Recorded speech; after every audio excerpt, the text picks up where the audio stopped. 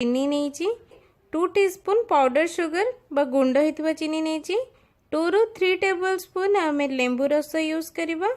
ता छड़ा मुझे 2 टीस्पून सुजी नहीं सैफ्रन बा केसर हाफ टीस्पून 2 टीस्पून गुजराती गुंड नहीं मुझे 2 लीटर फुल फैट क्षीर बा फुल क्रीम क्षीर नहीं क्षीर को मो गैस रे फुटिया बसैकी रखी क्षीर एथरे फुटिबा आरंभ हेलानी। एथरे मु टिके केसर पकई नौची भल बास्ना और कलर पई किंतु एटा पकेबा ऑप्शनल। भल भाबरे गोले नबा।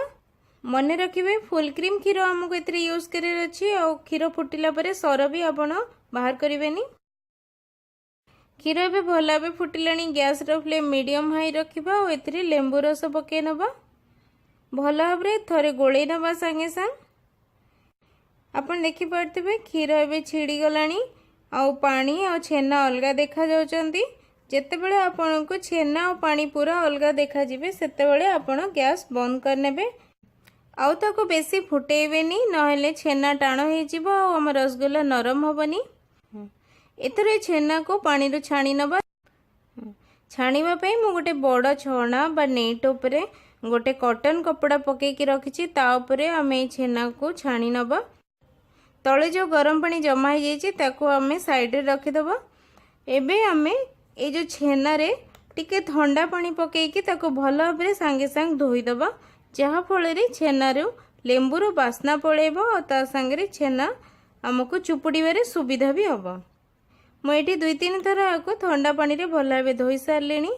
एबे आमे ए कपड़ा को फोल्ड करिकी छेना रो पानी बाहर करिया पे भल भाबरे चुपुड़ी नबा। एमती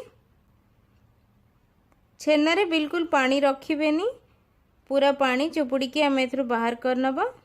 छेना तो एबे रेडी हो गलानी। आपको आम साइड रे रखी नबा और टिके ठंडा हवा पई। साइड रे भी रसगुल्ला पई आमे सीरा प्रस्तुत करिवा।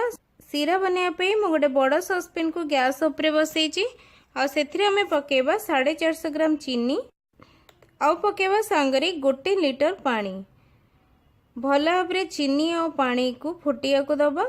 मझिरे मझिरे आमे याको चामच रे गोळे नौथुबा जेते पर्यंत सीरा भल भाबरे फुटिकी टिके अठा न धरची सेते पर्यंत ताको फुटेबा।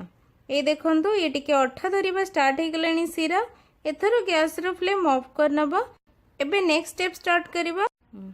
गैस ऊपर बसै नबा गोटे बड़ जगह और एथरे प्राय 2.5 लीटर पानी दे दबा।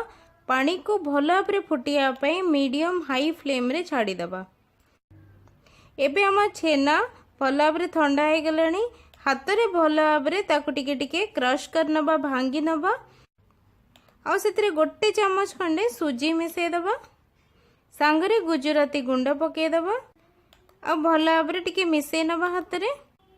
एबे हम एथरे 1 टीस्पून पाउडर सुगर बा गुंड चीनी पकेबा। जदि आपनका पाखरे गुंड होइतिबा चीनी नाही आपण नॉर्मल चीनी भी पके परिबे। चीनी पके सारला परे हमें आउथरे भल भाबरे मिसै दबा हाथ रे। चलंतु नेक्स्ट स्टेप स्टार्ट करिबा जोटा कि बहुत ही जरूरी और बहुत ही इंपोर्टेंट। मुझे गोटे बड़ चॉपिंग प्लेट नहीं जाइए। जदि आपन पाखरे चॉपिंग प्लेट अच्छी सेटा यूज करेंगे नहे आपन ता जगह गोटे बड़ ट्रे नहीं पारे कि आपन पाखरे कोनोसी काठर जदि सरफेस अच्छी आपन सेटा को यूज करि परिबे।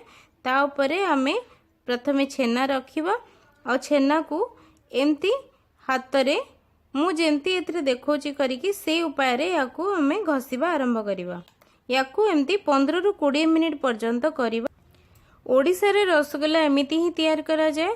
याकू एमती उपाय रे घसीकी छेना को पूरा नरम करा जाए ताहले आम रसगुल्ला भी बहुत नरम हबो। 15-20 मिनिट हो गलानी। मु याकू कंटिन्यूअसली एमती हाथ रे घसी चलची और छेना अपन देखि पड़थुए केते नरम हो जाइची।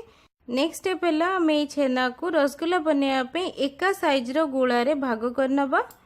जहाँ फल आम सब रसगुल्ला एका साइज रो तैयारी हेबे।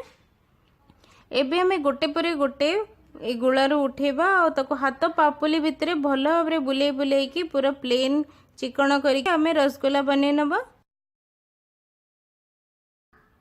2 लीटर क्षीर नहीं आमे आउ एथिरे एतिकी रसगुल्ला हमर प्रस्तुत हो जिबा आराम रे।